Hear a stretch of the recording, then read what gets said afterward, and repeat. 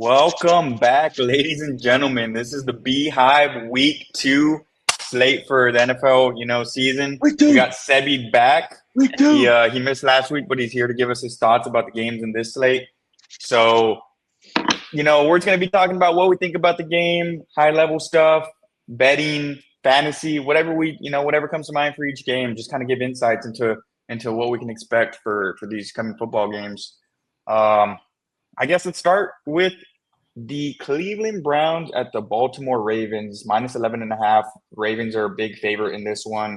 And the over-under for this game is 45.5. Looks like it's going to be a pretty nice game, 83 degrees, no rain. The Ravens are coming off of a heartbreaking loss in prime time to Josh Allen and the Bills, where everyone thought they had that game in the bag. So the Browns historically have been kind of a tough team for Lamar. He gets the wins, but it's never an easy game. So what do y'all think is going to happen in this game? Start us off. I think this is just a wash for the Browns. I think you guys, if you're gonna pack out that stadium, get ready to leave early. I think Lamar's on revenge tour. I think that was a heartbreaking loss that he's not gonna just walk away from. I think you should probably look out for some dudes that were quiet a little bit last week. I think you should see a little bit more Mark Andrews. I know everyone's kind of doubting his ability, and maybe he's fallen off, but I think Lamar's gonna settle back into a role, finish that week one barn burner, and he's just gonna get his throws off. And he doesn't need crazy plays. He just needs to dump off, let Derrick Henry run everywhere. There's been a lot of talk in the media. People have been calling Derrick Henry soft. They said it's not like tackling anybody special. So I don't know. I think it's going to be a pretty big game. I don't expect the Browns to put up much of a fight. Maybe we get some Shadur time. I think it's time. It's time. Is it perfect timing? Perfect. The timing is perfect timing. Is the timing Week 2 perfect timing. The timing is perfect. I gotta agree with you. I think the Ravens are going to take this game, and I think it's going to be a lot of fun for the Ravens team. I don't think there's anybody on the Browns that I would, be happy playing in this game. If you are on the fantasy side, on the Ravens side, obviously you're going with guys like Lamar, Zay Flowers, and Derrick Henry. Outside of them, I'm not really trusting anybody else. But as far as everything goes, the spread, I think the Ravens are going to be able to cover this. I think that total is right on the dot, honestly. I mean, if you really think the Ravens are going to come out there and, put up more than 30 points, then I think you got to take that over.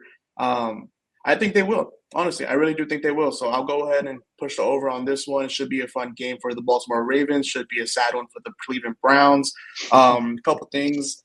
I guess you'll see Joe Flacco slinging the ball a lot. I mean, last week he threw the ball, more than 35 times? Was it 40? I think it was like 40 times he threw the ball. I mean, he might go for 70 at this point. I mean, they're going against the Ravens. So you should see a lot of passes. I don't know if all of them are going to be completed. Quinshon Judkins is going to be playing in this game. The running back room back there is going to be kind of weird. So a lot of questions need to be answered when it comes to the Browns. But when it comes to the Ravens, just go out there, win this game, and move on to week 3. 45 attempts against the Bengals. He might throw for 70. 70 might be a good line, bro. Is Quinshon playing this game? Yep. Yeah, he got activated. He's questionable. Wow. Yeah, I thought he had an injury or something. I don't. What does that say for Dylan Sampson owners? It means it says expected to make his NFL debut. It means we're okay. Yeah, Dylan Sampson will be fine this week. Maybe Quinshon comes and just breaks like a 60-yarder, and then Dylan Sampson is. Dylan Sampson's getting 50 of them. Yeah. Damn. It's a bold prediction. So, that's a good PPR back right there. Lock it in. Is that a Beehive lock-in? Is that a honey pot? It's a honey pot. It's a honey pot parlay. No, honestly. Yeah, that's another thing too. Is that as we go through these games, everyone's going to make one pick, and just it's kind of maybe a little bit off the walls pick where they think it's a lock. Some people might think it's not. We'll get a little good parlay cooking here. So let's see what we can go with. Pick up one for this game. I mean, if you have something that you think like, Njoku 2 touchdowns, you want it, bro. No, thank you. That's all you. But I'm staying away from this game. Lamar's just might give me 40 fantasy points this week, and I'm excited to see it. Yeah. Hold up. You know, They got I do want to say this. Last week, last week I called Harold Fanning Jr.'s number out. I didn't think it was going to be something that was going to happen in week one. I think it was gonna be a dynasty play. He ended up coming up really big for the Browns. If you're out with George Kittle when you pick up Harold Fanning, I would have played him maybe a couple weeks later, yeah. But a guy to look out for the rest of the season, definitely. Guy you can stash. you're stashing him in week 2. All right, let's move on. All right, guys. Next game, the Los Angeles Football Rams at the Tennessee Titans. They have a 5.5-point spread in favor of the Rams with a 41.5-point total. Another game that looks like it's going to be pretty nice day out, 88 degrees, not much rain. What are we thinking here? Sez was hype. I want to hear what he has to say. Yeah, go ahead. Kyron Williams going for 100 yards, 2 tutties. I'm thinking Damn. Adams going to get you 5 catches for 70 yards, possibly. Damn. I'm thinking belt to ass Rams on the Titans. Wow. Cam Ward, Belt to ass? 2 picks. Cam Ward 2 picks. Cam Ward 2 picks. Sounds like you have a lot. You got a lot of crazy takes in this one. What you trying to lock in your pick for the week? This week, man. He missed week 1, so he's gonna have to come catch up a little bit. Swinging, man. Jeez. Why are you so confident in Kyron in the Rams offense? We already got 1 week with Matthew Stafford. His back looks okay. Puka, he was injured this season, and he's already dropping 25 fantasy points in 1 week with 15, 16 targets. Kyron Williams, he's just gonna run all over this defense. The Broncos J.K. Dobbins just had a good game. Harvey broke 6 yards, 7 yards per carry. Kyron Williams is gonna have a game. The receivers are gonna have a game, and the Rams are just gonna stomp them out. Don't start. I don't think we should underestimate the Titans here. I mean, I do know they lost, but they shouldn't have had that game. Shouldn't have been close at all. I think we're kind of underestimating the Titans on offense.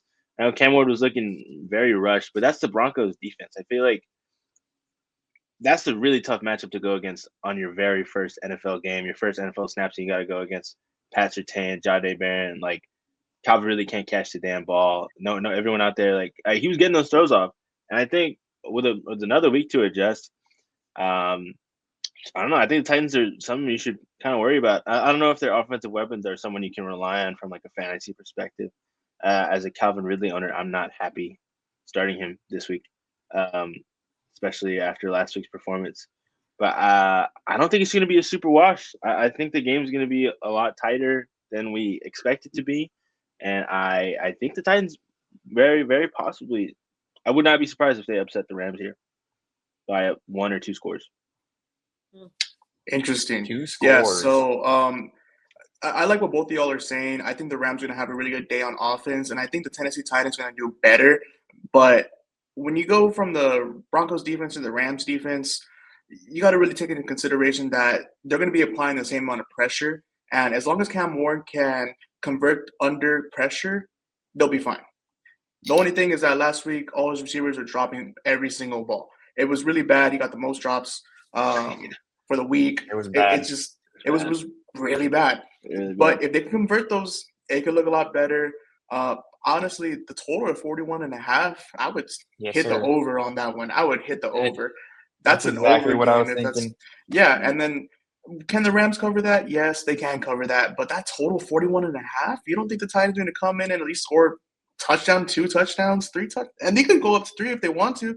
But also, Rams defense, they look legit. They look really good. They know how to pressure. It's really going to come down to Cam Ward, and if they can convert all those mistakes. As far as the Tennessee side, there's nobody that I would want to be playing this game. When it comes to the Rams side, you play the starters. That's it.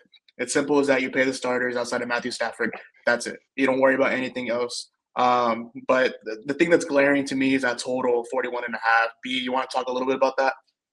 Yeah, I mean, honestly, just everything that you were saying is the Titans were just dropping the ball, and is that going to be a theme throughout the whole season, or are they going to fix it? I think Calvin Ridley catches 2, 3 of those balls that he dropped last week.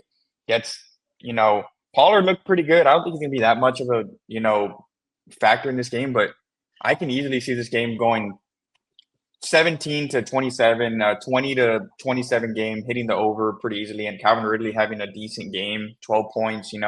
He was his favorite target. He just couldn't catch the ball. So I think that gets fixed this week. And if I was going to start anyone on that Titans offense, it would be Calvin Ridley. Not many people are confident in him, but I think he fixes his mistakes. I mean, I agree. You catch 1 or 2 of those balls from last week, and you have over like a 12, 13 point performance, and that's what you want out of like your flex spot. So, I mean, yeah, that it's not a reach yet, but I'm just still, I'm a little scared about it. I give it one thing I do want to bring up is if Cam Ward's going to be dropping the ball off to the running back, what does that do for Tajay Spears when he comes back from IR? I mean, if he's the obvious passing down back, do you think Tajay Spears will have that value when he comes back? I don't think Cam Ward is going to be dumping the ball off. He looks like he was ready to just throw the ball down the field. I mean, all of his throws were ropes, honestly, straight into his guys' hands, and they were just maybe a little bit too much heat on them or whatever. Or his guys just have never caught a football before. I don't think it seems like he's going to be someone who wants to come out and just kind of prove that he can make the big plays, and those dump offs don't seem to intrigue him too much. Yeah. Maybe that might be like holding him back right now. I think he's ready to make the big plays, but there's a lot of offense between the 25 and the 10 that he's just not really wanting to see or choosing not to. I mean, Miami was hitting a lot of big plays last year, so maybe he's still stuck in that you got to win right now. I think the NFL plays at a different speed, and you kind of just got to take what you can. And I think if Cam can develop that, he might be propelling this Titans offense to a level that Will Levis couldn't unlock, surprisingly. I like that. Yeah, that's a good point. All right. What do we got next? All right. Let's go on to the next game. We got the Chicago Bears at the Detroit Lions, -6.5 for the Lions, the home team. It's an indoor game. It's a pretty high total, 47.5. And both of these teams, I mean, the Lions just got absolutely embarrassed last week. I think that, the offensive coordinator has heard all the Ben Johnson talk, is going to come out, try to do something a little fancy, not get 2, division losses at home. That would just not be a very good look for the new offensive coordinator. And on the Bears side, I mean, Caleb Williams came out, looked hot off the bat, 10 for 10, I believe is what he started at. And then, just kind of fell off a cliff for the rest of the game. So, I guess, what do you guys think? It's the return of Ben Johnson to Detroit. How are they gonna receive him this week? The Lions looked nasty last week. With all those offensive weapons, you shouldn't be struggling to move the ball like that. You shouldn't be getting embarrassed, even though the Packers are showing themselves to be like a really, really good team. I don't think this is not the team that was the same last year. Like, you have to know when are they going to figure it out, and I don't think they're figuring it out right now. I mean, the Chicago Bears looked good for a couple drives in the beginning, and then completely fell apart when it mattered. So I don't know how much of that game is going to carry over. Maybe Caleb is going to shake that off, and the ghost of JJ McCarthy is going to be gone from his image. But I don't know. This is a scary game for me in terms of props and players and a fantasy. I'm not really excited about any of the Lions players right now, and it seems like I don't know who I'm really calling on in Chicago other than Caleb kind of just seems to throw whoever's open. This is a game I'd stay away from if I'm like a fantasy guy or looking for props here, but it should be fun. I think there'll be a lot of questions answered about the Lions and the Bears. Oh my. Yeah. Yeah, I'm not gonna lie, the props kind of scaring me too, man. I don't know if the Lions will be able to cover 6.5, and they definitely can. And if they could go over, I mean, you really got to hope that the Bears are doing good. But I really like the Lions in this one. They're back playing at home in the Dome.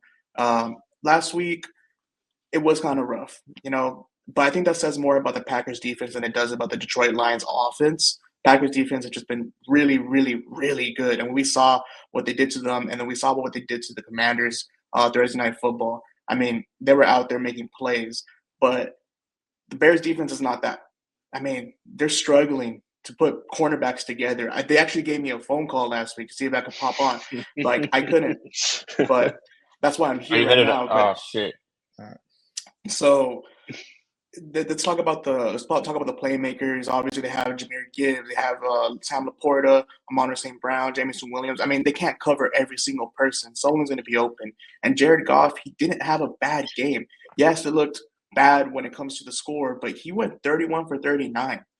Like, he was completing passes. Jahmyr Gibbs caught 10. Like, did they go anywhere? No, but it's not like it's for about 30 yards. Yeah, for 30 yards. Yes. But that doesn't. But that's what I said. It's more on the. It says more about the Packers defense than it does about the Lions offense. The Lions are still doing what they want to do. They're still doing what they wanted to do last season, this season, and I think it's going to be on full display against the Bears. They're at home. I really like them taking it. I mean, if I were to bet on it, I would take the Lions to cover. I would take the over. If they were to go under, I think it's on the Bears, not the Lions. But yeah, and then when it comes to the Bears side, I mean, everybody said once all the design plays ran out, Caleb Johnson looked like garbage. Like, he could not get it. The script was already out by the time it was like in the third quarter. He looked terrible. But can they get something going? Probably. I mean, you have an assortment of weapons that are good and also not that good. They just got to make some plays. They really just got to make some plays. They got to convert on those key downs if they really want to compete against the Lions. I don't know. I would be comfortable playing all of the playmakers that are on the Lions side. When it comes to the Bears, it's really going to be a gimme. Who's going to get that touchdown? Who's going to go and break a big play off? Yeah, I'm gonna piggyback off what he just said there. For the Bears offense, I'm not confident starting any Bears offense in fantasy up until week 4, week 5, after we see how Ben Johnson is gonna do with his offense. Because, like you said, I mean, DJ Moore started off pretty good, 4 catches going into halftime, or 3 catches. Odunze gets a touchdown, or Odunze is getting 6 catches for 30 yards. I don't know what I want in that offense. As far as the points, 47.5, I'm gonna take the under there. The Lions have a pretty good defense. And like you said, I think it's going to be the Bears going under, and not so the Lions not getting 25, 30 points on offense. It's going to be the Bears just not getting 2, 3 touchdowns like everyone thinks that offense is going to do with Ben Johnson. I don't feel confident in the Bears. Lions, start Laporta, start Gibbs, start Montgomery, start. Don't. We'll go through Jameson Williams in a later video. Amon-Ra, Laporta, Gibbs, Monty, start those guys. Yeah. I want to hear the Jameson Williams. What is it? What do you mean a later video? This is the video now. Let's do it now. You'll see that on the TikTok. I will say, one thing I will say is that I don't think the Bears collapse last week was because of Ben Johnson. I think Caleb Williams just wasn't hitting open people. I mean, it was Caleb people Williams. Were getting he made so many open, mistakes. Right? And yeah, he just looked bad in the second half. Bad. I don't know. This is something that's carrying over. Yeah. This is something that's carried over since last season. Last season he was open people and he just couldn't get there. And it's on Caleb. It's on Caleb. But yeah. It's like that video of him throwing at the net. He misses all 3 and like throws a little temper tantrum. That's the only thing I could think of when I was watching that game. Yeah. All right, moving on. Let's talk about the Bills at the New York Jets. Another high line. Buffalo Bills -6.5 at the Jets. Another, good weather game. And I guess the first thing that I'm eyeing is Bills are only favored by 1 score after showing what they did against the Ravens. So does Vegas think that the Jets are legit after, losing to the Steelers 32-34, I believe is what the final score was? I mean, Justin Fields looked good.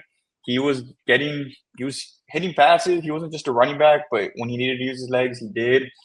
I think last week's loss for the Jets was more of a surprise that Aaron Rodgers was able to gash him for 4 touchdowns. So what's Josh Allen going to do to that defense, Yeah.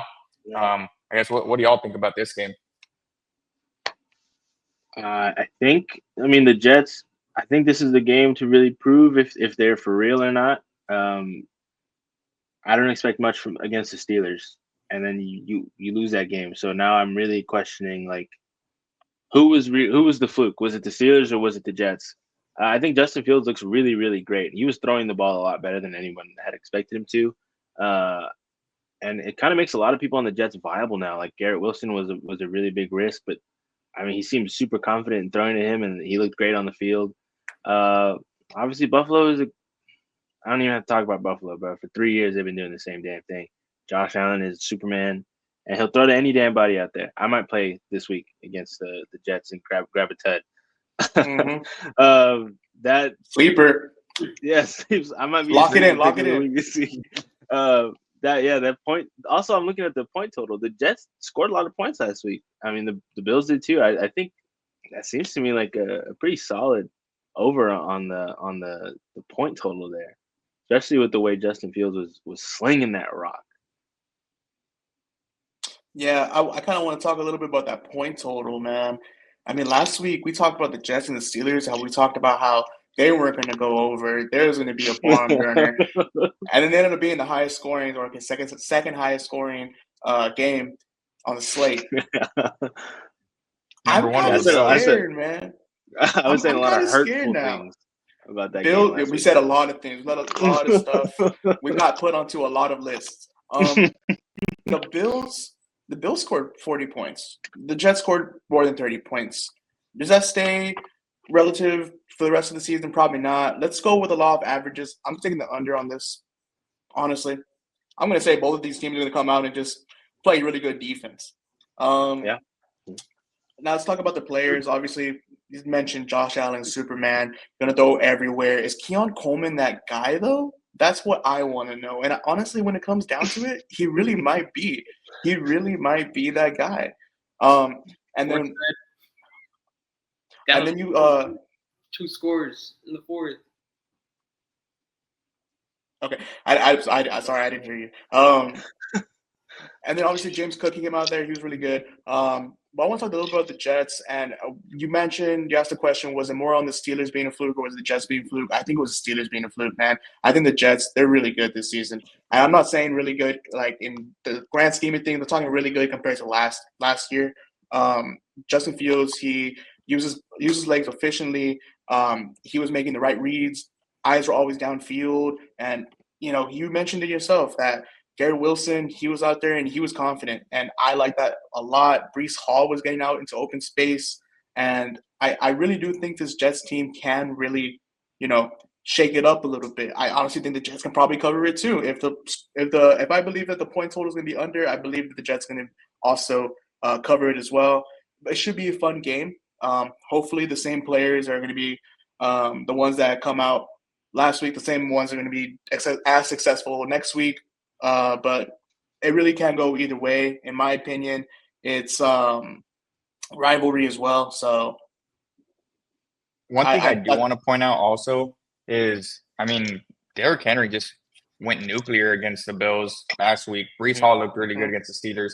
And if I'm not mistaken, Ed Oliver, their starting D tackle, is going to be out this week. So, is Brees Hall a must start in every league, right? I mean, I would think so. Just, seeing the way he played, seeing the way Derrick Henry played, it's going to be interesting to see that.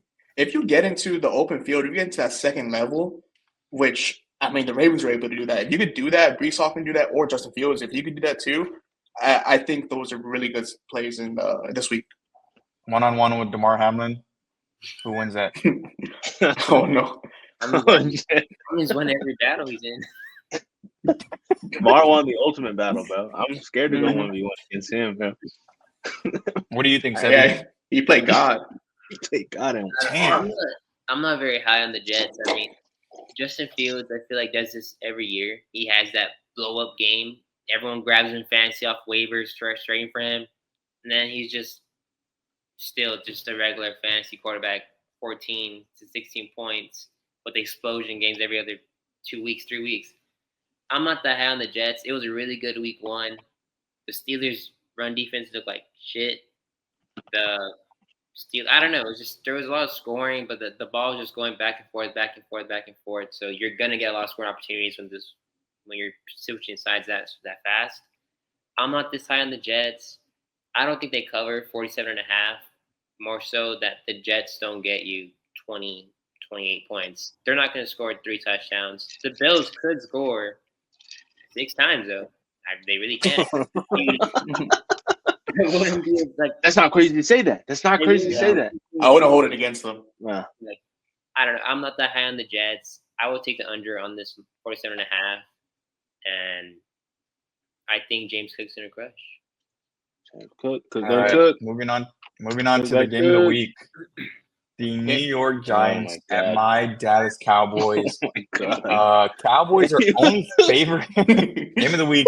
Cowboys are only favored 4.5 at home versus the Giants, who looked terrible against the Commanders last week. And the Cowboys, I thought they looked pretty good against the reigning Super Bowl champs. So kind of surprising that the line is as low as it is, in my opinion. Total 44.5. I think it's going to be. That's right. Seems about right. I don't think I would bet the over or the under on this one, but I guess, what do y'all think? I think CeeDee Lamb's going to come try to prove something. Maybe George Pickens gets involved a little bit. I can't. Who's the cornerback one on the Giants? Mark Piedina? I don't know.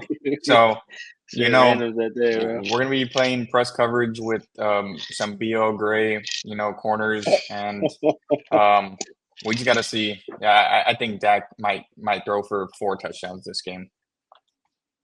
I hope so. Waiting on the Giants to score a touchdown still. They got really close. They had 7 opportunities within the 10 last week, and they couldn't get one.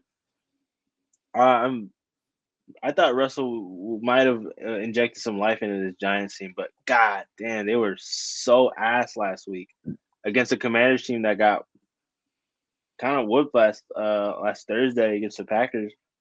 Not to discredit the Packers, they're a great team, but I mean, what does that say about the Giants? If they couldn't even score against the Commanders defense, which is, I'm not saying that's the greatest defense in the world. I'm not saying the Cowboys is much better either. But I think it's, the competition should be a little bit better in this game. But the Giants are just horrible. That point total might be under just because the Giants can't score over 10 points. That line is really close. I don't know why that spread is so low. I think the Cowboys cover that easily. I'm not really liking any players here other than the guys on the boys. I've yet to see anything real come out of the Giants backfield or any of the receivers other than Malik Neighbors. Couldn't even tell you who their tight end is. Giants are a wash for me, but I mean, it'll be fun. It's a rivalry game, so Cowboys might just drop this one for fun. Theo Johnson, by the way. Theo John. Who? I'm going against the grain here. I'm taking the under. I'm taking Giants to cover. I think this is going to be a much different game than we've seen the last 6 seasons. That last 13 games against the Giants, 13-0. I think he goes 14-0. That's fine. I'm okay with take the money line on the Cowboys. Cool. I don't think it's going to be that margin is going to be as wide as people think it's really going to be. I think the Giants, they have a good front four. I mean, can the Cowboys really contain 4 really solid guys on the D line? I mean, I don't think they do. They don't have the same O-line that they did before. There's going to be a lot more pressure. If they're going to win, they're going to have to pass the ball. That's the one thing I will say. They will have to pass the ball, and they are successful in passing the ball. But I think the Giants are going to be okay. One thing on the Giants side, reports came out last week that supposedly, and this is a supposed report, Brian Dable went to front office to say, can we change quarterbacks already? So it's not like the Giants are already – or it's not like the Giants are just giving up. They're trying to go out there and do something. Can we see Russell Wilson off the field during halftime? Hey, maybe. Maybe we see J-Mo. Maybe we see J-Mo early. I don't know. I'm not sure. But I do think that we'll get a little bit of life out of the Giants. I think they're going to come back and they're going to try to make some changes to what they saw last week. I think Malik Neighbors, he should go out there and get more targets. He should get – I mean, he got a lot of targets, but he should get more receptions, definitely. More plays designed for him. And maybe we just get something come out of this backfield. I don't know what we're going to see, but we need to see something out of there. But they are making changes. They should be going in a more positive direction. And, the Cowboys defense isn't what it used to be. So we can't just say the Giants are not going to score a touchdown. They're going to score a touchdown. They're going to score at least 10, 14, upwards to 17 points, at least in my opinion. That's a stretch. It's a stretch, but hey, it happens. We like stretching them.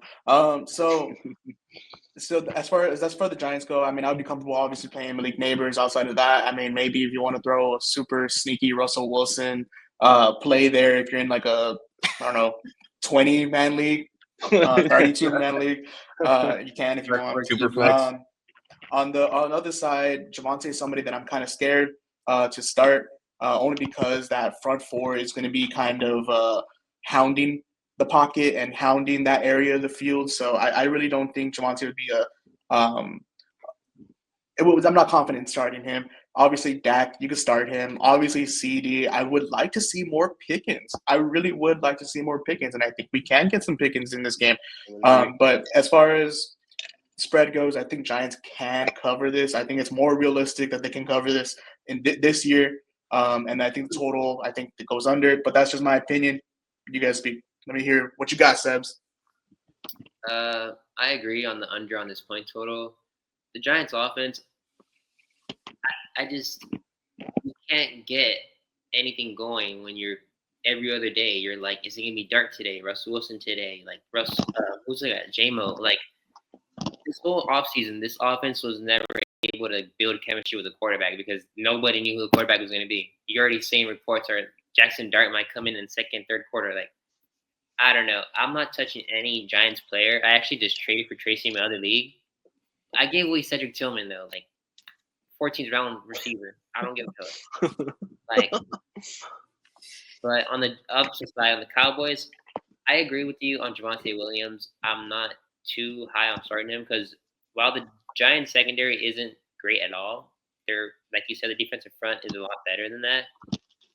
So it's gonna be just Dak airing it out, just like last week. CD is gonna probably get 200 receiving yards. He should have had it last week, but he dropped 2 easy ones. Like he's not doing that this week. Pickens, I can see Pickens having a good game. Flex worthy, 12, 13 fantasy points. Giants side, I don't know about Malik Neighbors, man. He's going to be getting a lot of coverage with Trayvon Diggs and what is his name? Deron Bland? Is that his name? Yeah, he's out. He's out with the foot injury. So that's one thing I was going to bring up too is I'm kind of high on Malik Neighbors this week because the Cowboys just shut down Saquon Barkley last week in the run game, and the corners shut down AJ Brown and Devontae Smith last week too. But Deron Bland's hurt now. So I think the Giants are just going to scheme Neighbors off of Diggs. And who's going to be covering Malik Neighbors? Chidobe Awuzie? I mean, Terrence Newman. Apple. So it's going to be, Apple. I mean, maybe he might be playing fucking linebacker for all we know, right? So, you know what? I think that's going to be my pick for the week. I think Malik Neighbors gets 10 receptions this game. I think Malik Neighbors gets 10 receptions this game. That's going to be my hot take for the week. I think Robinson has a game. I think this is a good time to start doing this. Guys, I'm going to do a little test. Does CeeDee Lamb get more than 49.5 yards? Yes. Absolutely. Does CeeDee Lamb get more than 59.5? Yes. Yes. He should. 79.5. Yes. I'm worrying about that. I think CeeDee's going to get 100 yards and a touchdown this game just purely off of the way that he played last week. I think he's kind of, all the reports like he's pissed off and he was at practice the day after catching balls from the machines and all that stuff. Like, I think he's going to have a day. I think Pickens will have a decent day, but I think it's still going to be CeeDee's the wide receiver one in that offense. He's going to have 100 yards and a touchdown. What is receiving? I think that's what I'm doing right now. So 79.5 is what the receiving line is right now. Would we hit that? Is everybody confident in hitting that? Yeah. I am. I think Dak 89.5. I'm trying being scared. 89.5. I'll stick at 80. I don't need no demons.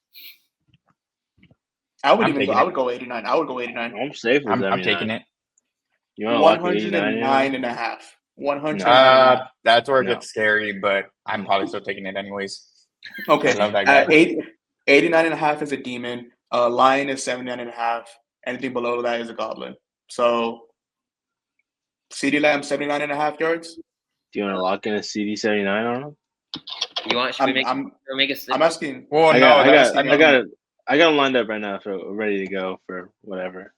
I'm asking. let me take a It should look be a at little that. bit of a crazier take, though. It shouldn't be like his normal line. It should be like So, you need to take like an alt.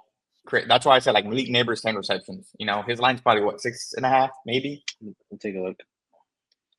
I would be okay with going CD over the 109. I'm just saying. If that's what you want to do, I'm cool with that too. Malik's got 10 targets as his line. 6.5 is his line. 7.5 is demon for Malik. 9.5 is demon too. That's if you want to get crazy. 10 receptions. I think he gets 10 receptions. I think he gets 12 to 13. Honestly, I'm cool with that. Is nobody listening to Wandale Robinson? He's hurt. He's expected to play though.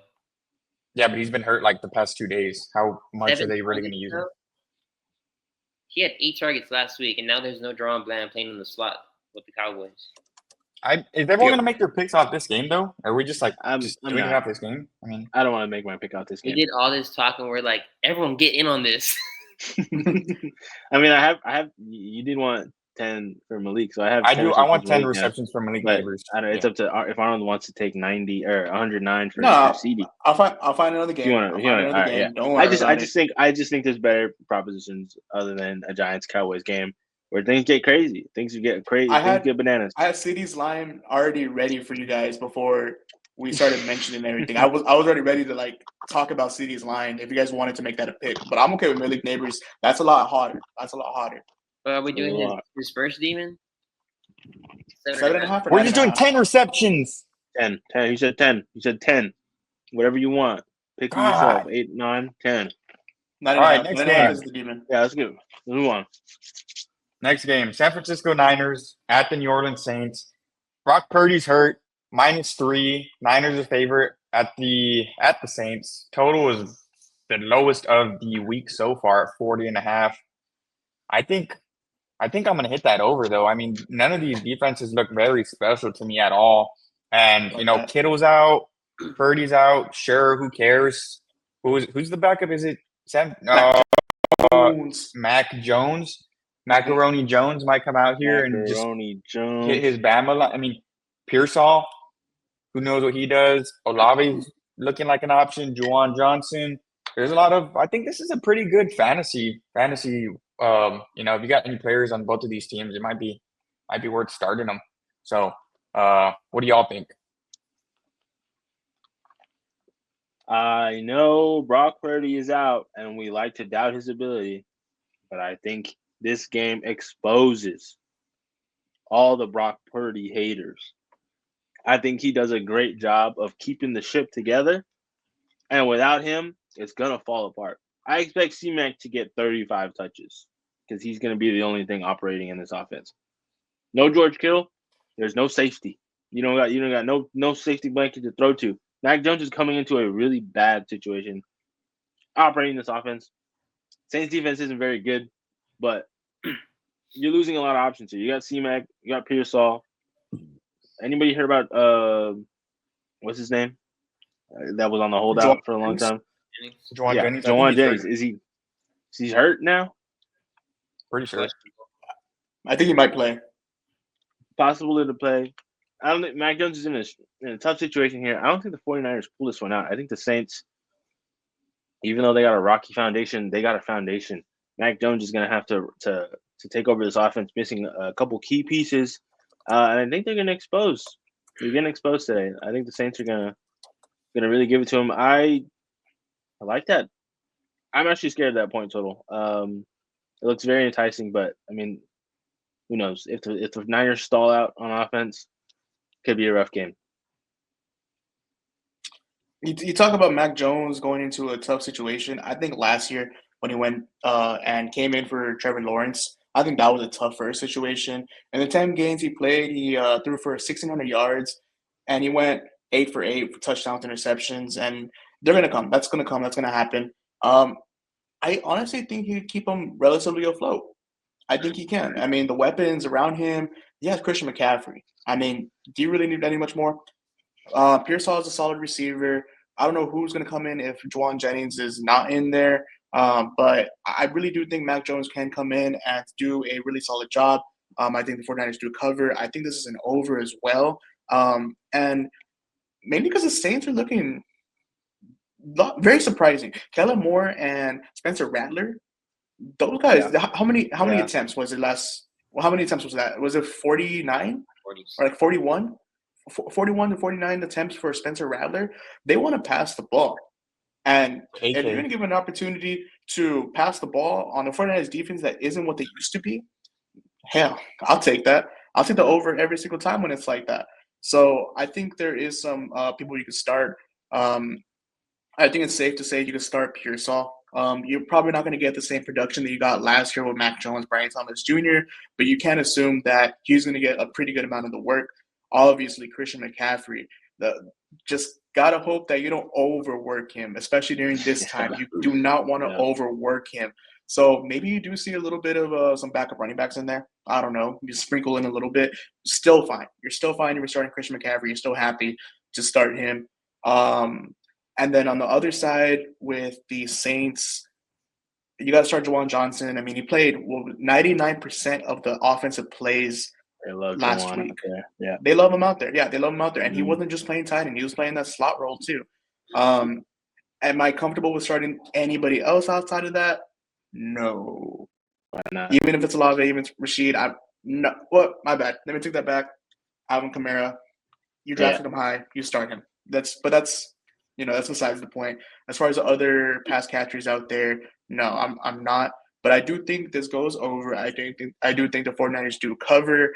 And this should be a fun game. I think this could be a really fun game. I think this looks like a stinker, but it's probably going to end up being a really fun game. Yeah.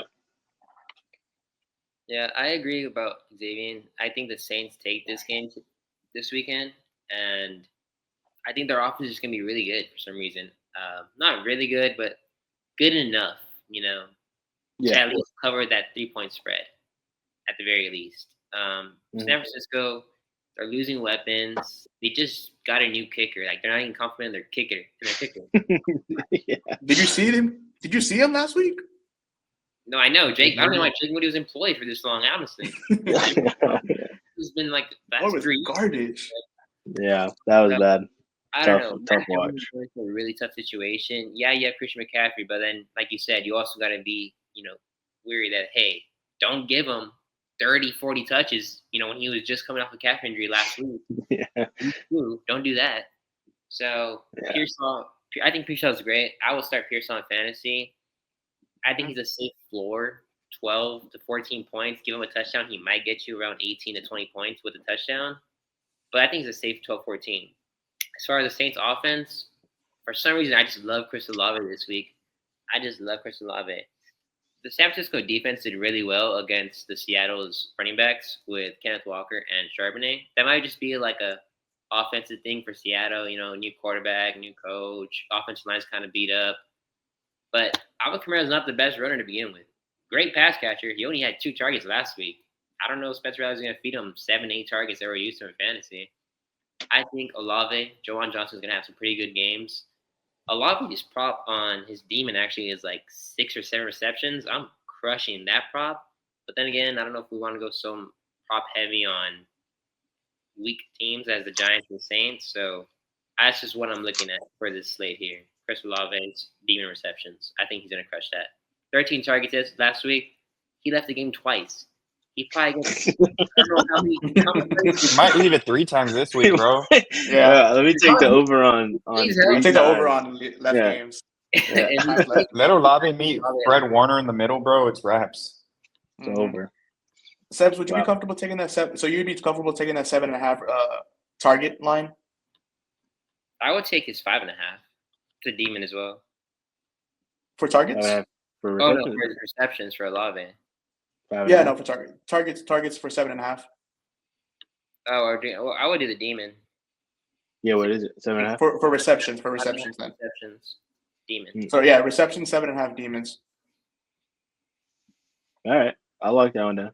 We can come back to it. We don't have to stay on that. But all right. No, I Next I game. was just asking. I was just asking. Yeah, That's not a also, lot. I don't think these picks are something that it should be like.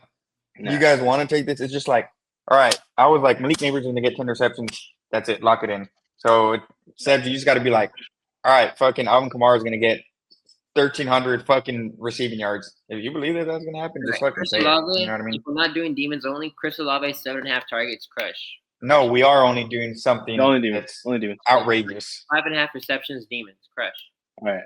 Bang. Bang. You got it down. We'll say them all at the end. All right. We're kind of dragging here. Yeah, I know. We need to keep Let's it just going. get these quickly. I don't even really have a lot to say about this next one. But we can go ahead. All right, Patriots at Dolphins, -2.5, 43.5 total. The slight chance rain doesn't look like it's going to happen. Both offenses looking terrible. I'm slamming the under on this one, honestly. I don't think it's going to be a very fun game to watch. And then, at the Dolphins, 2.5, I guess. I'm not betting this game. What do y'all think? Yeah, I'm keeping this one short, man. I don't like the Dolphins offense at all. Tyreek, Jalen Waddle, they have nobody to give them the ball. I think it's time you start somebody else. Maybe let Quinn take the reins here. Tua looks horrible. He looked bad. H.N. might blow his legs out again, bro, because he is going to have to be in a Christian McCaffrey type situation. I'm staying away from this game betting wise, but I mean, if you have H.N., obviously you start that guy. Patriots, same thing. Just a scary team. I think we have to wait until see who really comes out on that offense. I'm very surprised that the Dolphins are still favored in this game. Honestly, I think the Patriots take this game easily. I don't think the Dolphins have a chance. They just look really bad. Total, I'm not going to touch that only because I don't know which way it's going to go. If I had to, it'd be the under. But yeah, I don't think that the Dolphins are going to win this game. If I were comfortable starting anybody, it would be Drake May. But only because Daniel Jones came out there and yes, he had those 2 goal line touchdowns, but Drake May could do a little bit more a little bit more with that. I think he can be a big benefactor for the Patriots winning. I think if Patriots wins, obviously he will be. But yeah, as far as anybody else, I'm not really touching it. This morning, I think the Dolphins came out and said that they were not shopping around Tyreek Hill. I bet after this game they're going to. Reports going to come out that they're going to. That's my hot take for the year too. Tyreek Hill gets traded. Just don't know where he's going to go. But 100%, he has to get traded. He has to get traded. Yeah, I think he's out.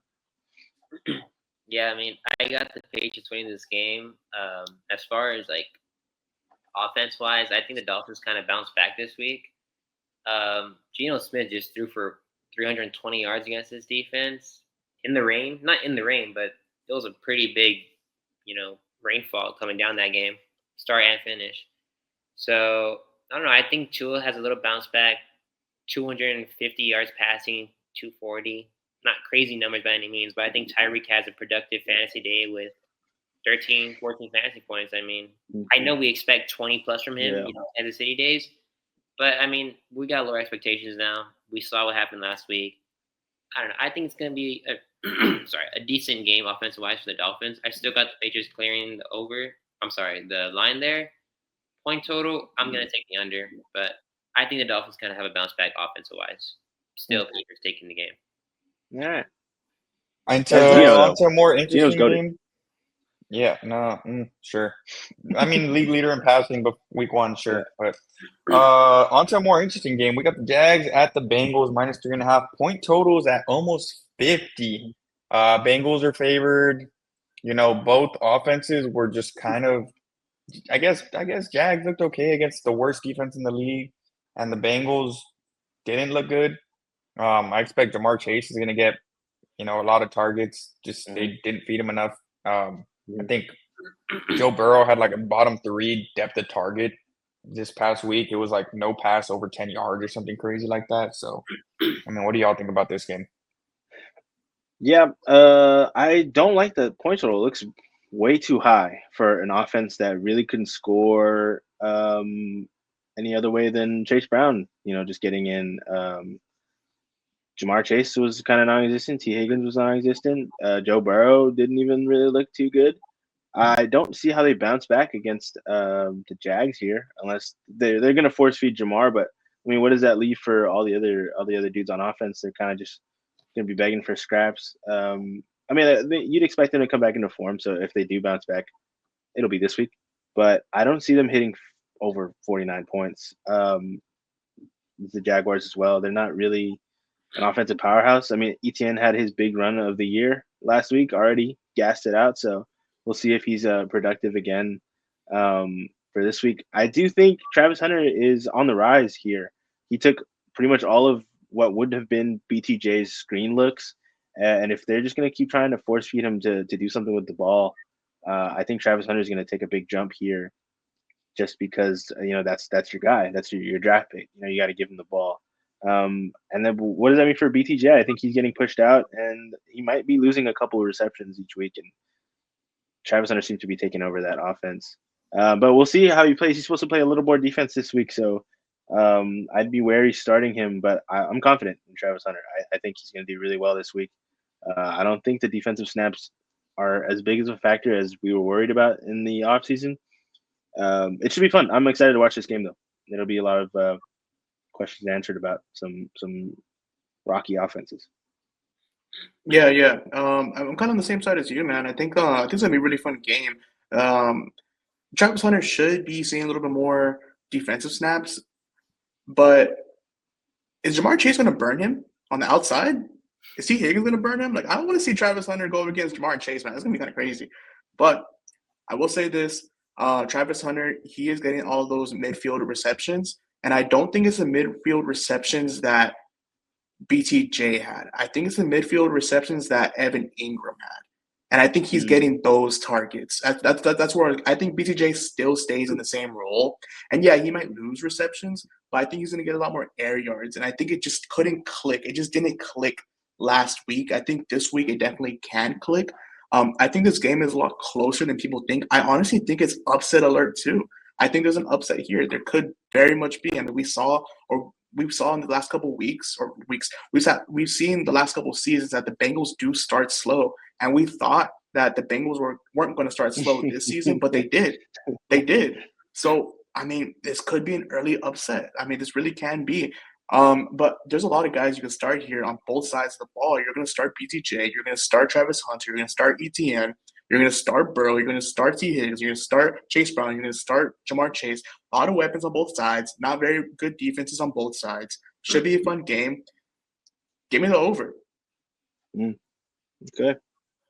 Yeah, I'm gonna agree with Arnold here. I think this is gonna be a great game fantasy wise. I mean, I'm throwing T-Law in my lineup. Don't really have a choice though. Lost Purdy, but I'm not mad about throwing T-Law in this kind of environment. The Bengals and Jaguars. This is gonna be a really good fantasy game. As far as BTJ and his receptions going down and everything, I think he's gonna have a bounce back week. I think I saw a stat that he was what was it? The least uncatchable balls for week 1. He was the number 1 receiver in that category. Like, that's insane. That's not happening again. The coach already aired out T-Law moments after the game, saying that he was missing him. I don't think T-Law wants to get aired out every week. So he's going to hit him this week. He has to, or that's his job. After that 55 mil extension? Yeah. No, but I think I see a bounce back for BTJ. This Jaguars offense looks pretty good. I mean, I know it was an hour and a half delay in the game against the Panthers. Before that delay, they were their offense was moving.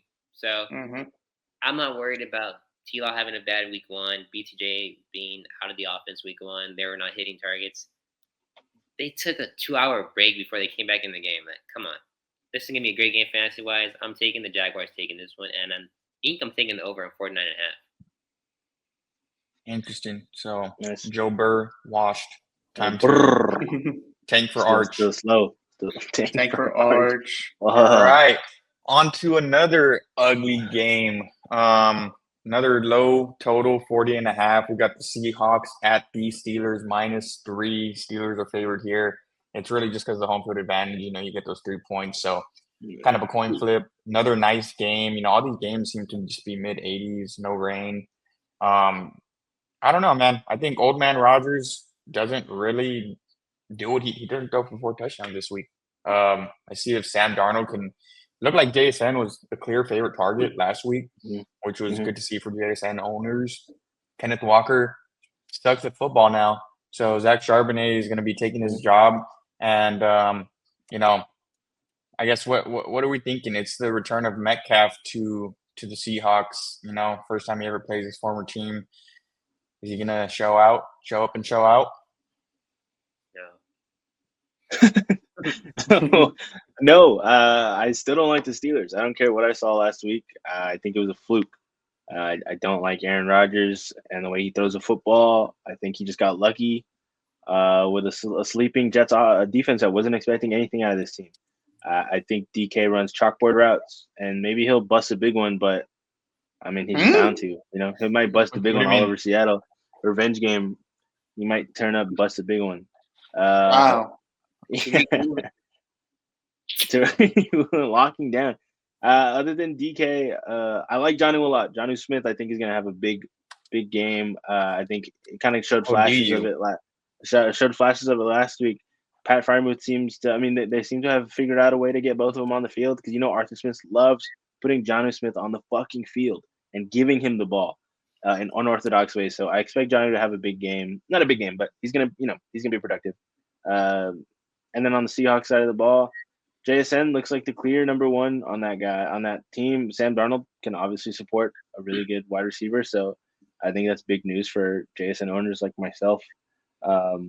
Zach Charbonnet should be taking over that offense backfield in a couple weeks. I think they're still gonna try to, you don't want to just put down your best dog. So I think Kenneth Walker is still gonna get his touches, but I think it's only a matter of time until Zach takes over that backfield. But I mean, I hope it's a bounce back week for K-Dub. I love to watch him play, and I hate to see him lose the job to Zach. Yeah. Jason doesn't look like he's the number one target. He is the number one target. Matt, who was it? Darnold threw 150 yards. Yeah, Sam Darnold threw 150 yards. Jason got 124 of those. Like, he is – he had the highest target share last week, if I'm correct, too, which doesn't surprise me. 124 out of the 150 that he threw. Jason is that guy. He is going to continue to do what he's going to do. I love Jason a lot, and anybody that has Jason should be happy about that. As far as the running back situation, I do have Sharp and I do have Kenneth in a couple of my leagues. I'm still trying to see what's going to happen. I do think that I kind of have a feeling that Kenneth Walker gets traded. Could be to the Commanders, maybe. We saw that Austin Eckler out for the season. So I got Bill out there, man. Yeah. They also threw out who was it? McNichols. He finished the game out, bro. McNichols finished the game out. Yeah, I mean, obviously he's a passing down, and but if the Commanders are gonna be playing from behind, I think having a guy like Kenneth Walker probably be better to have on the field. But that's besides the point. It's really hard to really see who is going to come out of it. I don't think the Steelers defense is that scary. Last week, the Jets, what they did, I don't know if you guys were able to see the running back plays and which direction they went. They all went to the left side. Do you know where TJ Watt plays? He plays on the other side. He plays on the other side, man. Left side. So as long as you keep on doing that, as long as you're running away from TJ Watt, you should have a good game on the ground. But we still don't know who it's going to go to. I don't think DK has a good game either. I think the Steelers are not it. And also, another thing, Mike Tomlin came out and said that they need to run the ball more. Mike Tomlin, he came out in the press conference and he mentioned so many things that the Steelers need to do, even though they went out and won, that so many things that the Steelers need to improve on. One of the first ones was running the ball more. I don't think Aaron Rodgers has it. I don't think that it's going to be a fun game. Seahawks defense, I know that it's not something that people want to say, but their defense is solid. And I would take the Seahawks win in this game. As far as the over-under, that's where I'm not sure. I don't really want to comment on that, honestly, because I really don't know which way it's going to go. But you play the players that you want to play. JSN, obviously. You're going to throw DK out there because you drafted him high. The tight end out of Pittsburgh should be Jonnu. I mean, the Arthur Smith connection obviously is there. But that's as far as I'm going on either team. Last little point, though. I don't want to see Kenneth Gainwell on the field anymore. Go ahead, Sebs. Gainwell's here to stay, man. Oh no. Oh. Now, so this game, I think I'm taking the over on that point total 40.5. I think that's a pretty low point total for two teams that just put up. I mean, other than the Seahawks, they had a really bad offensive night, but that's not gonna like that was the first game with Sam Darnold as quarterback. Kenneth Walker, while yes, it did look like he lost his job. He had an offseason when dealing with an injury majority of this offseason. There is a chance he could get traded, especially with the Commanders just losing Eckler, and the next guy up is Bill, who this isn't about the Commanders, but I think he was just overhyped offseason. I don't even know why, really. I have no idea why. It was a stunt. Yeah. Besides the point, anyway. I think Frank Walker he was dealing with injuries this offseason, and it's a new quarterback, new offense. Cooper Kupp's new. Like they just lost two receivers who've been there for a good while. Like I'm not going crazy about this. I'm not gonna start Kenneth Walker in my league. I have him too, and I'm not starting him. Dobbins welcome to the lineup, but I'm not worried. Trey Benson, let's go, baby. That's not Serve show. As far as the Steelers offense, I think the Seahawks are gonna dial in on DK. Like, who else is there to dial in on? Calvin Austin, John Smith, yes, Philip Johnson. I think he takes Jalen Warren's job. I don't think Kenneth Gainwell loses his job. He was there for like every 2-minute drill, every third down, every pass situation. He was in the game. I think if anything, Jalen Warren's losing his job, even though he just got extended, which makes really no sense. But we'll see how that plays out in the season. I'm taking the over on 40.5, and I'm taking the Seahawks winning this game.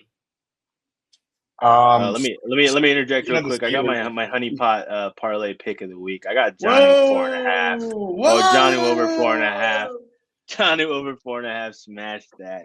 Wow. 4.5 receptions, right? 4.5 receptions. Take it to the bank. Wow. Johnny Smith. 3 tight ends in that offense, bro. And there's one GOAT, and he's the best one. 4.5 Before we move on from the Steelers too, I'm curious. Who would you rather build your defense around? TJ Watt or Taco Charlton, if you had the choice? Man, good question. 5 times out of 5. ChatGPT is down, so I can't answer that. All right, I guess we'll move on. We got the Broncos at the Colts. -2.5. Broncos are favored in this one, even though the Colts just won. Total at 43.5. I don't know. Bo Nix looked like Bo sucks dicks, and the Colts. Daniel Jones looked like the second coming of Peyton Manning. It's going to be interesting to see if he can continue that into this week. I think I like the over in this game. I don't know. Broncos have a good defense. Colts looked pretty good against the who did they play at? Oh, the Dolphins. I guess that's not saying much, right? It's gonna be a coin flip. I'm not betting this game. I don't like anyone in this game, to be honest with you. I'm keeping all my fantasy players tucked on the bench for this one. J.K. Dobbins. I'm keeping this one quick, man. Yeah. Broncos look bad. Colts look okay, I guess. They beat a bad Dolphins team. Bo Nix looks horrible. We'll see if he can do anything this week. I'd stay away from fantasy perspective. Broncos are scary. Colts also look scary. I'm just staying away from this one. I'm not really excited to watch this game either, so I have nothing to say about it. Are you accepting Bo Nix trade offers? After this week, we'll see. Well, I don't think you'll have to. I think Bo Nix is going to come back, and he's going to be really awesome in this game.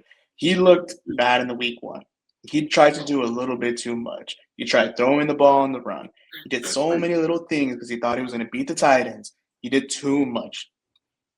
Take a step back, buddy. You're fine. Do what you're doing last season. I think he'll be able to hone in on that. I think he's going to be able to come in and take over in this offense against a Colts defense that, honestly, I don't believe in. That game last week against Tua, against the Dolphins, no, that's on the Dolphins, bro. The Dolphins just sucked. They were just throwing to the Colts, and the Colts just caught it. That's it. That's what it came down to. They were giving them opportunities, and that's what it came down to. I don't think this Colts defense is legit. But who I do think is legit is the Broncos. And, yeah, first game of the season get some sophomore jitters out, let Bo Nix come in and do what he's gonna do. And I have a honeypot pick. Ooh. I got Bo Nix, and it's not the craziest, I guess. Whatever. 2.5 passing Nix. touchdowns. Just say it. 22.5 passing touchdowns. 22.5 pass completions. It's a little demon. Well, last week he completed demon. 25 against the Titans. I think he'll be able to do that against the Colts. Even if he looked bad last week, he should look better. So if there was a higher line, there is not a higher line, if I'm correct. There's not a higher line. 22.5 is the highest. I wish I could go higher. I would go all the way up to 25. But yeah, I will go ahead and lock that in. As far as the backfield goals, Dobbins and Harvey, they're going to be splitting the roles, but both of them look pretty solid. I mean, you really don't know who's going to come out of it. I think later on the season is going to be Harvey. I think for right now it might just be Dobbins. We'll see what happens. Broncos defense, I would be comfortable starting them. I'm okay with that. Anybody on the Colts, I'm not starting Pittman because of Surtain. Downs should be decent if that's going to be the number one target. The guy that I really, really like, Tyler Warren. Man, that guy looked like a beast. He looked like a beast last week, man. He was getting all those receptions, all those targets. And if I'm right, Daniel Dimes even said that he felt bad when he's not passing the ball to him. So you could expect a big game. It could be a Tucker Craft game for all I know. Maybe we see it. Yeah, but for any Tyler Warren owners out there, I mean, you should be happy to have him on your team. That's one guy that I would really be all in on. And then obviously JT. I mean, JT, he got those goal line rushes, just didn't convert them, and that's why Daniel Jones got those touchdowns. But JT should be decently startable. I mean, we'll see what happens. But yeah, I'll touch this game. I'm okay with that. I think the Broncos take it, and I think 14.5. Pop the over on it. Let's go. Yeah, I'm gonna agree. I'm gonna take the 43.5 on the over, and I got the Broncos taking it. I think Bo Nix having a rough start week 1. It was just more so on he doesn't have that many pass catchers. I mean, outside of Sutton and Evan Ingram, who left that game early, who is it? Marvin Mims and I don't know Pat Bryant. Pat, don't know who he is. I don't think I don't know. I just think he's gonna have a really good bounce back week 2. The Broncos are gonna do really well this game. The Colts, they win against the Dolphins. I'm not moved by them at all. Daniel Jones, I don't think he's the truth. I really don't. He's never been. I don't know. I don't like this Colts offense. JT could be a good play though. Daniel Jones is not getting 2 rushing touchdowns, or even I don't even know if he's getting one every game. JT could have had 20 to 25 points in fantasy if he just got one of those, 2 of those. I don't know. I'm taking the Broncos, taking over on the points, and other than the JT, I'm not really touching. Oh, and Tyler Warren. Almost forgot that. I'm not touching anybody on that Colts offense. But Colonel Sutton, Evan Ingram, Bo Nix, I'm starting. Denver running backs, if you really need to, if you're a Kenneth Walker owner like myself, go ahead. Throw in Dobbins or Harvey. It's 9.5 receptions for Malik. But all right, guys, we need a this Yap Fest. We need to start running through these games. Yeah, my bad. All right. Yeah, it is your bad, bro. All right. We'll make these quick. These don't look fun anyway. Yeah, so let's go looking at the Panthers versus the Cardinals -6.5. Cardinals are favored at home. Total is going to be at 44.5. It's going to be a scorcher, 94 degrees. I don't think there's much to say in this game besides start Marvin Harrison, start Trey McBride, start James Conner, and if you want to start Ted McMillan at your flex, I won't be mad at you. But I'm not really too interested in watching this game.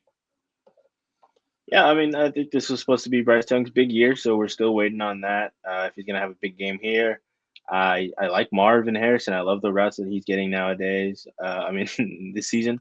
Yeah, James Conner is a safe bet as always. He's been safe for 6 years or so. Kyler Murray looks pretty good last week, so I'm hoping he continues this because I do like when the Cardinals have good offense. But in terms of the total and then the spread, I want to stay away from it. These guys are still too unpredictable for me. The Cardinals offense could be really bad or really good, and you don't know which one you're going to get every week.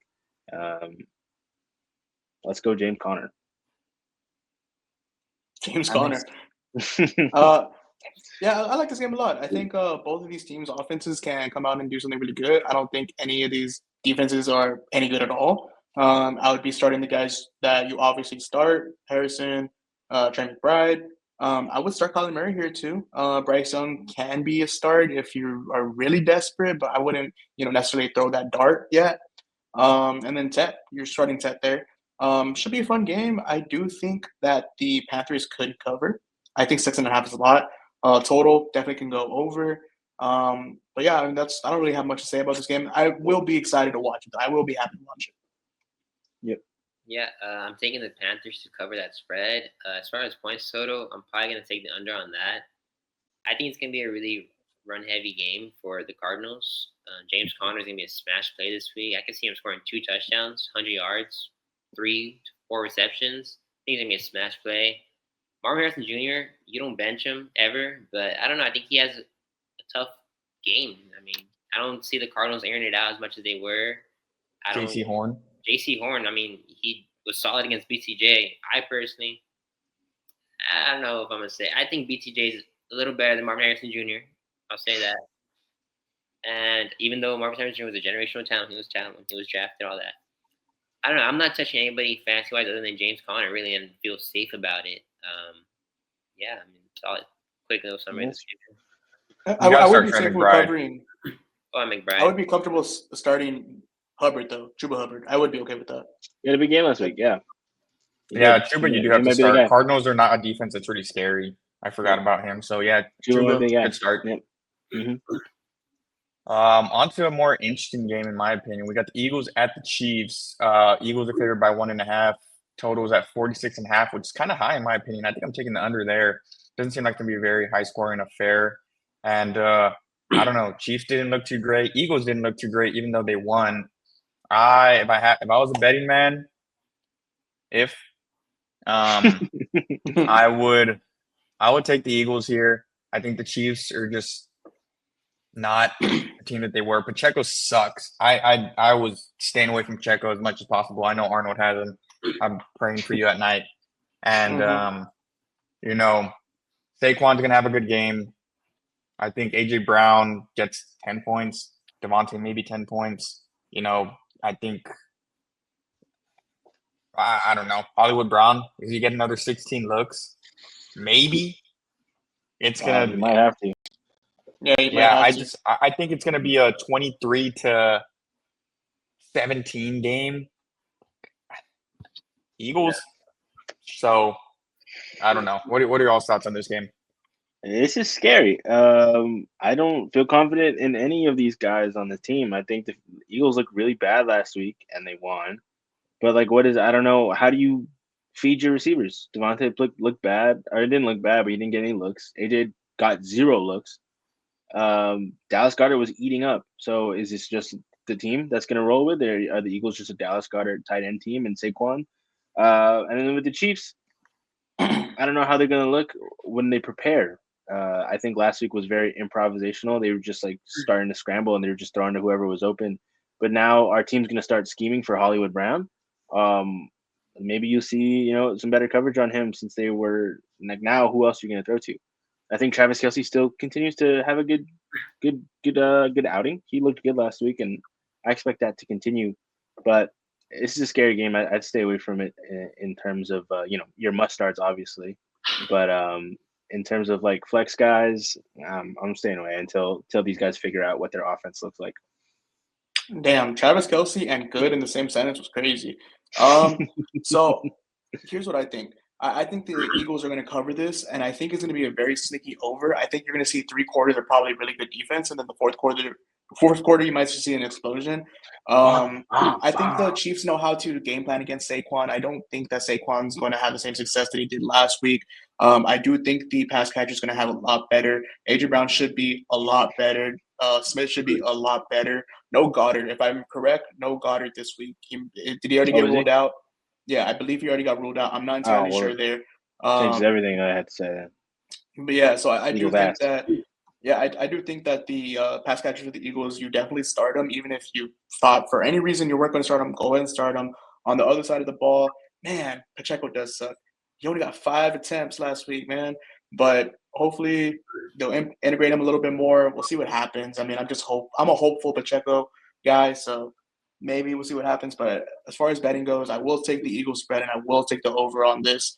I don't think there's anything else. You might see a Juju game, honestly, if they're going to be covering Juju. Hollywood Brown.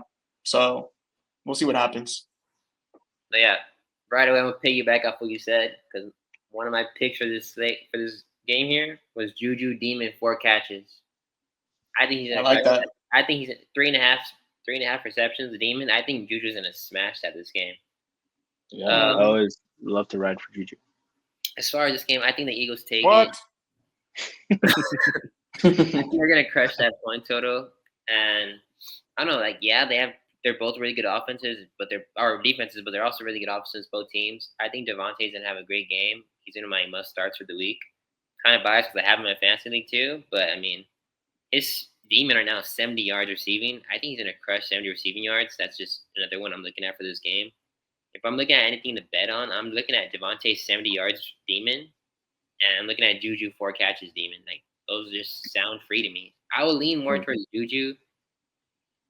I don't know. Do y'all want to do that for the slip or? Up to you, bro. It's up to you, man. Yeah, you tell us. It's yours. I'm Juju 4 receptions. All right. I'm taking Chris off. Are you taking off the Olave one? Oh, I can only do one?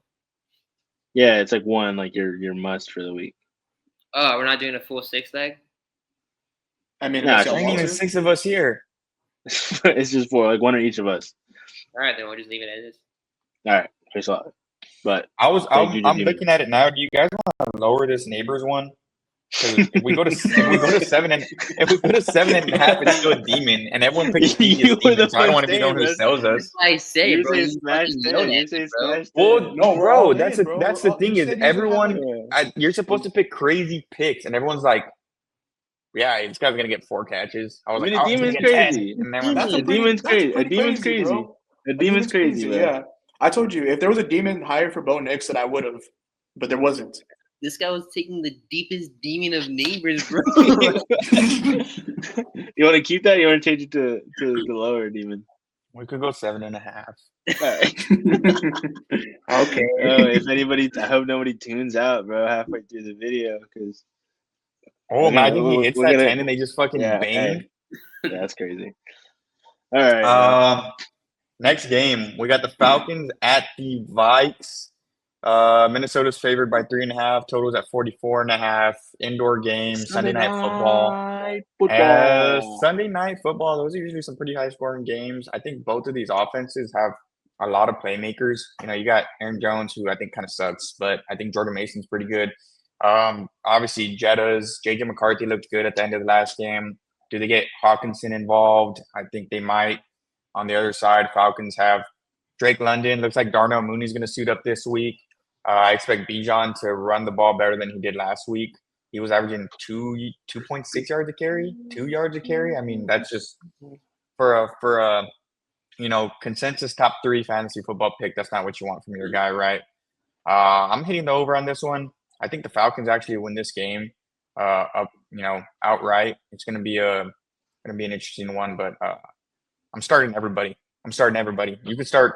I'm starting Jordan Mason. Flex him. Flex Jordan Mason. He's going to give you 12 points. Book it.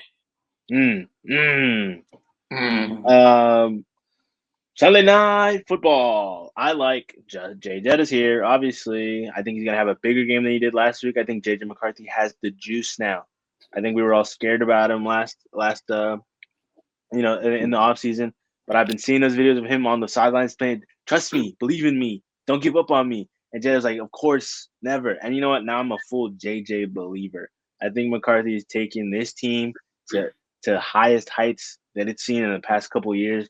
I do think TJ Hawkinson will get a little bit more involvement. JJ, once he's finally got a little comfortable, he started, throwing the ball a little freer. And, it's when he gets those, restrictions off him that he gets out of that mental block. I think he's going to unlock a lot of players on here.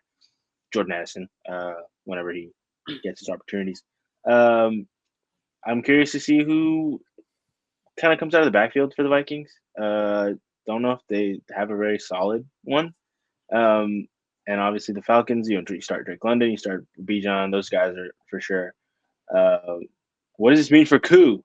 Younghoe Koo. The Oh fate no, of his Cowboys. career is on the line, bro. I think if he has another bad game, he's gone. For the He's on 40, Dick Moody 30, path right now, man. 30% Koo owners, it's going to be a sad day. But I'm excited for this game. This is going to be a fun one. I can't wait to watch. Younghoe cooked, bro. He cooked. He's cooked, bro. Yeah, I think it's gonna be a really fun game. I think there's a lot of players you could start here. Obviously, you're starting Jettas. Obviously, you're starting Drake London. I mean, obviously, it is a hot take. Obviously, you're starting Cal Pitts. Kyle Pitt. He had a good that week crazy to too say? last week. 100%. That's a plug and play every week starter. Sorry. Every week. Yeah.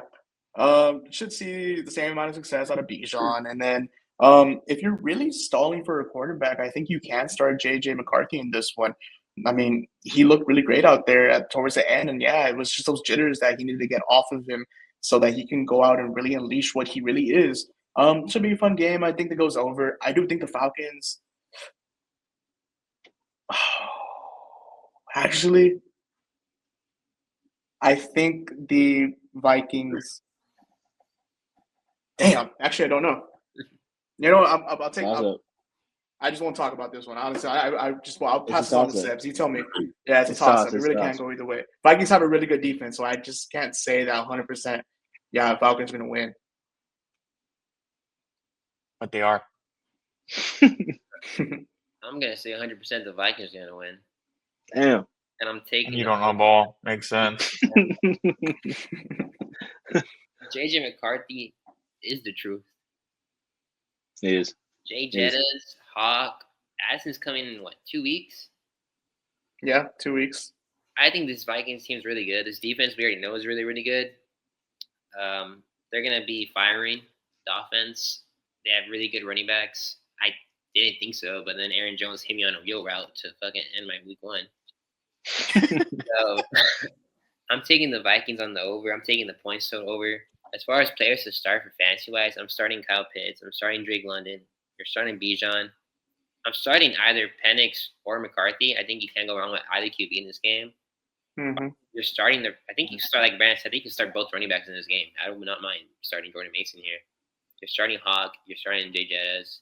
I think it's a really good game fantasy-wise, kind of like the Bengals Jaguars. Of course, like not that explosive with Jamar Chase, Burrow, like high-powered players other than Bijan, JJ, and London.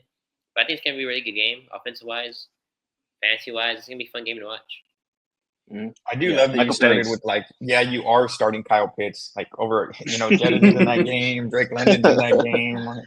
He's like, you are starting Kyle Pitts, Bijan. I think this is finally the year, bro. I know, and I don't have him. I'm gonna give. That's it. CMC for Kyle Pitts. It's happening this week. Get ready. Mm-hmm. We have 2 Monday games. On to the Monday night slate. This is getting a lot more common. I feel like they're just getting more 2 Mondays, right? Double headers on Mondays and Thursdays. They do that sometimes too.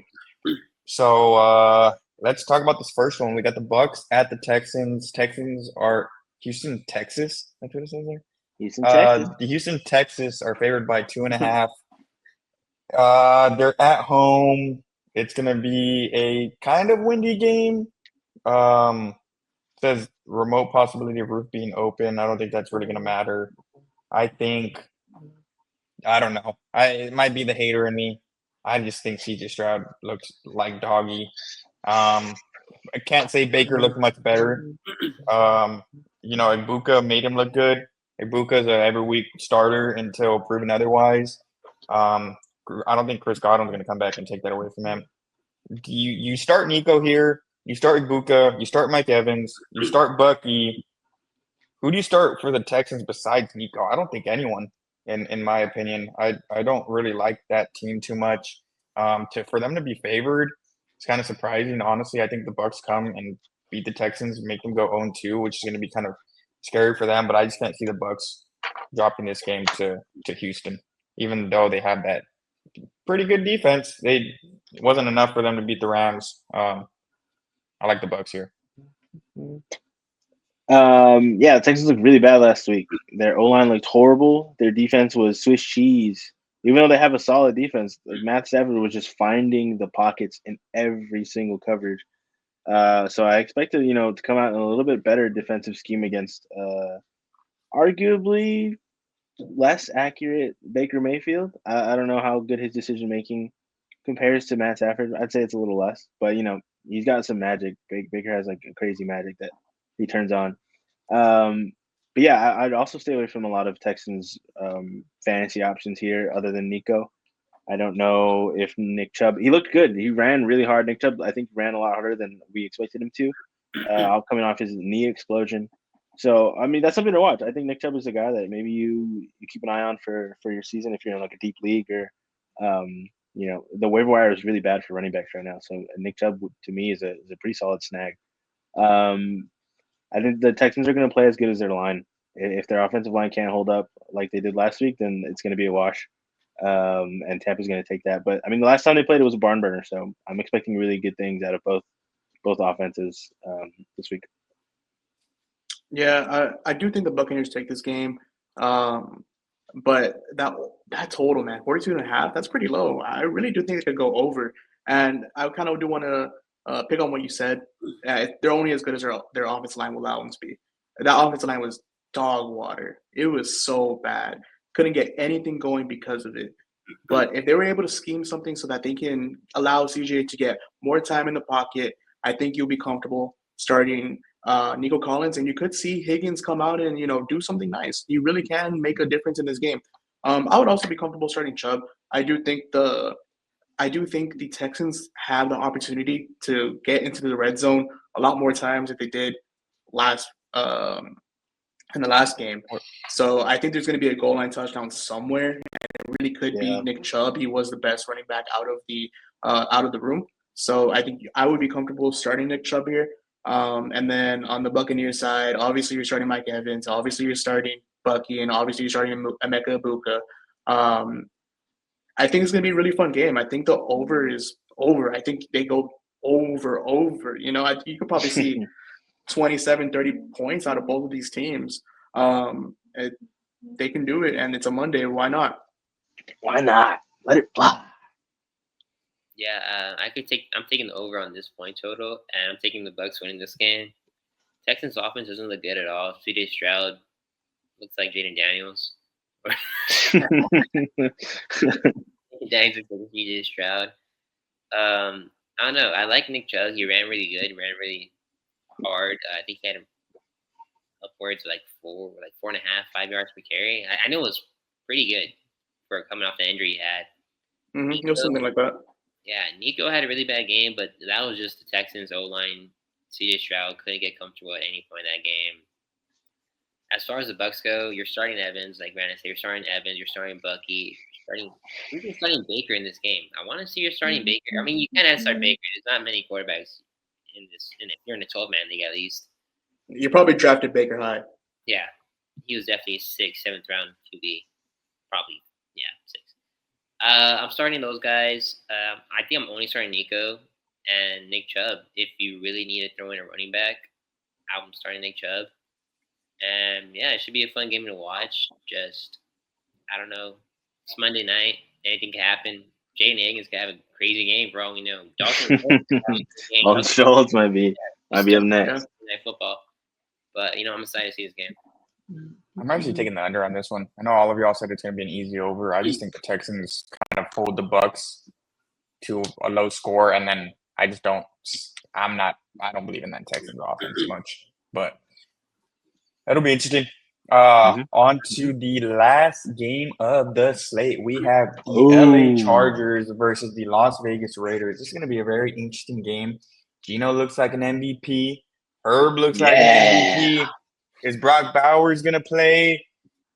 Chargers are favored by 3 away at the Raiders. I think that's a little disrespectful. Can Genti get it turned on? Can Hampton get it turned on? 2 first-round running backs. Only first-round running backs.